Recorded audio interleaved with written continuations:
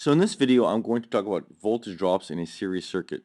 In previous videos, like the Loyola Hall circuit analogy video, we've seen that the voltage gained, uh, let's see here, by a coulomb of charge is equal to the voltage drop. So if I gain 12 volts here, I lose 12 volts there, or I drop, the terminology is I drop voltage. And the same thing happens in a series circuit with multiple resistors. So if I had a 12 volt battery here, then the total voltage drop across these three is 12 volts. Now, if these are equal resistors, then it would divide up equally, so it'd be 4, 4, and 4. But what if they're not equal resistors? So let's say that I had a 3 ohm resistor here, and a 2 ohm resistor here, and a 1 ohm resistor. What are the distributions of the voltages across each one? In other words, what's the voltage here? I'll call it V1, V2, and V3, knowing that they have to add up to 12. Let's see here. We're going to find V1, V2, and V3. In a nutshell, we're going to use Ohm's law. The equation we're going to use is V equals IR. But we're actually going to use it a couple different ways. In order to solve this problem, say we want to find this particular voltage, we're going to say that it's I times R. Well, we need to know the current flowing through the resistor in order to calculate the V. So we're going to calculate the total resistance, which for a series circuit is just the sum. So as a little side calculation here, I'm going to say that the current in the circuit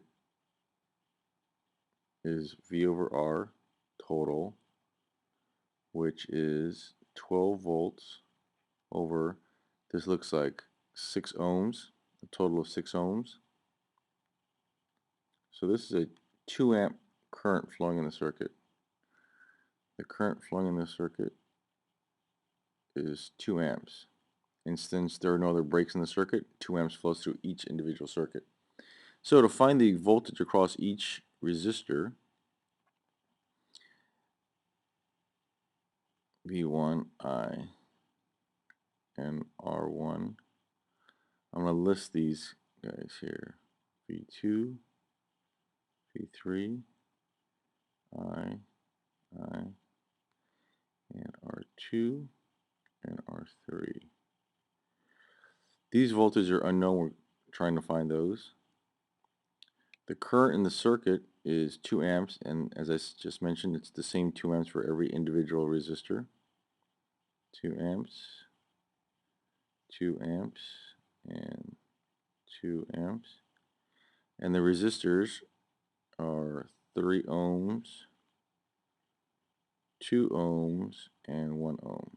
So this is just organizing my information.